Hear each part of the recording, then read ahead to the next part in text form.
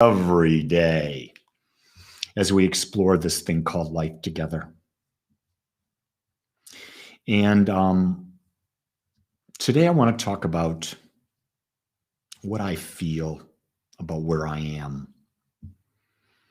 It seems like yesterday I was a teenager. Seemed like yesterday I was 20 years old. Seemed like yesterday I was 21 getting married. Like yesterday I was 33 having my first kid, 35 having my second kid, having promotions in career, going back to school, becoming a minister. And here I am today. I'm 70 years old. And I feel in my own awareness exactly as I felt in each of those moments of my life. And I realize that no matter how long we live, the only moment we have is this one. This one. So the question I bring to you is, how worthy are you? How worthy are you, and what will you create in this moment? What will you allow to hold you back from being what you choose, what your inner being, your inner heart desires to experience? It seems that that's all that's happening now. There's all this fear being constantly thrown at us from every direction. And when we buy into the fear, we're no longer fully present in the moment. And when we're no longer fully present in the moment, we don't have any power.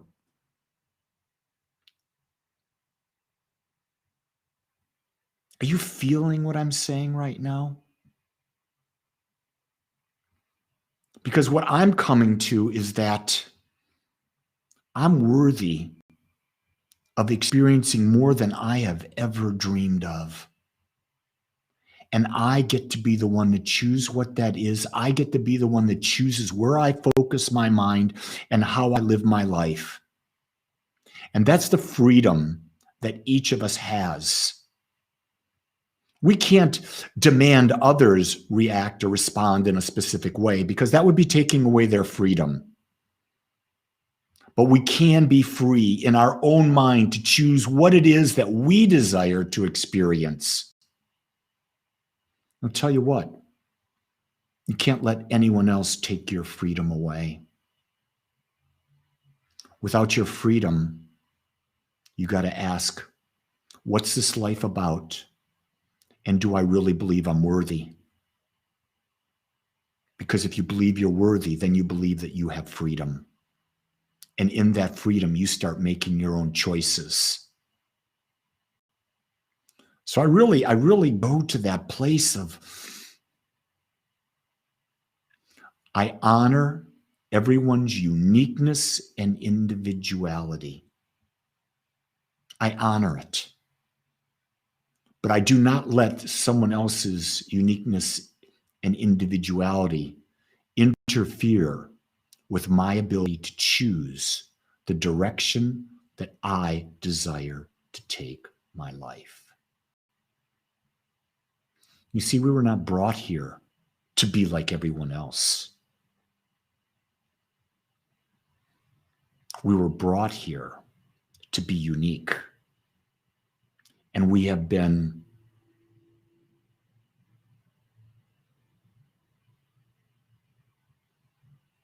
how is it we've been led to not believe in our own magnificence? How is it that we bought into the lie, into the illusion that we're not enough?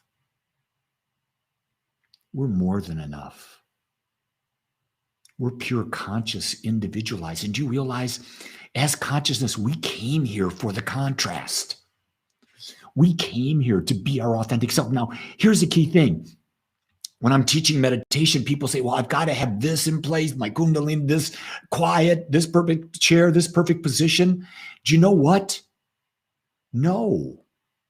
We have to learn to be still. We have to learn to be still no matter where we are in all of the confusion.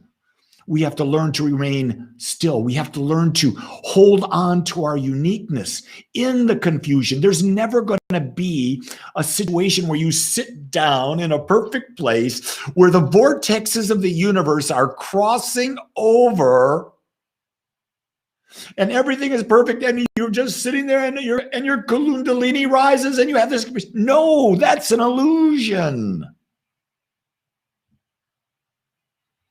Can you be still in the midst of chaos? Sandra Lynn says, can I be too worthy? The only thing I think about is that you can't be too worthy, but you can be selfish. And you have to really balance that out.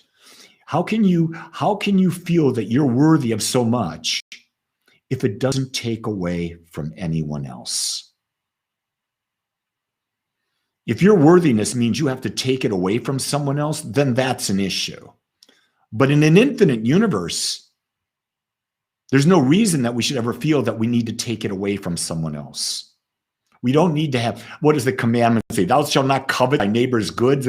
Thou shalt not covet thy neighbor's wife or spouse in today's language. You don't want what anyone else has. Want your own. Realizing there's an infinite universe out there. And you and everyone else can have whatever they want without taking it away from someone else. The illusion is that there's not enough. That's the illusion. The question is, are you going to buy into that illusion?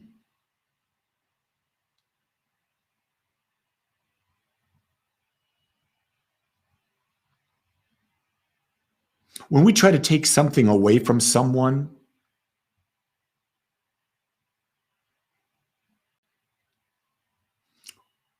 we're telling the universe we're not worthy because we're trying to tell the universe how to do it. When the universe knows how to bring it to us and have perfect balance. See, if you take it from someone, something else will happen because the universe functions on a law of cause and effect. That's why people say to me, well, this person did this, you ought to do something. I said, I don't have to do anything. He said, well, why don't you do something? I said, because here's what I know. I know that the law is always working. The law of cause and effect is always working. Our exterior life is simply a reflection of who we believe we are inside.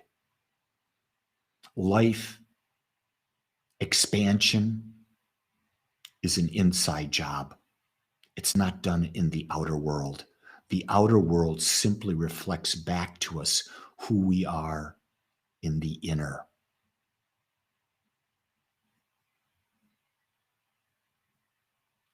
Andrew says, is God within mean God within our consciousness? That's a big topic, Andrew. Here's how I'll say that. Pretend that God is the ocean. Okay, God's the ocean. Infinite. It's an ocean that's infinite. And here you are, Andrew. You're a wave on that ocean. I'm a wave on that ocean. And I'm individually expressing, let's say I'm a small wave. Let's say you're a big wave at the moment, and you're expressing it as such. But when we go beneath the surface, we're one with all. And there's perfect peace, perfect calm. And when you go within, you realize that everything in the ocean is available to you. Everything, because underneath the surface, the wave, which is the outer demonstration, within, in the ocean, everything exists and you're tapped into it. The body is the illusion, but the illusion of the body is how we get to experience contrast in life. And that's the beauty of life. Being the wave, deciding what kind of wave I'm going to be. Where am I going to be that wave? What am I going to do? How am I going to interact with other waves? That's the beauty that is life.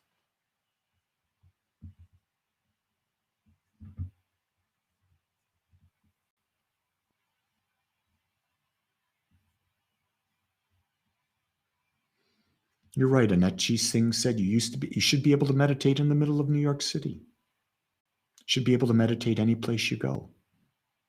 Because your mind observes the chaos. When you quiet your mind, the chaos disappears. If you're not focusing on chaos, you're not going to have the experience of chaos. So, my friends, what are you focusing on today? Are you focusing on a healthy body? Are you focusing on abundant relationships? I don't know. Hey, Andrew, if you're in England, you should know that I have a group from Europe. They meet every Wednesday at 1:30 my time here, which is like maybe 7:30 your time. If you want to be a part of that group on Zoom, go to agapespiritualcenter.com, agape, A-G-A-P-E, spiritualcenter.com. Click on the calendar on Wednesday afternoon. Look at Agape Gathering. Click on it. You'll get a Zoom link. And anyone else out there, wherever you are, I've got the gathering at 1:30 that you're welcome to join, or I have one at 7 o'clock at night. Everyone's welcome. This way we participate in a mutual sharing where we see each other's faces, where we connect. You won't believe the magnificent discussions that we have together.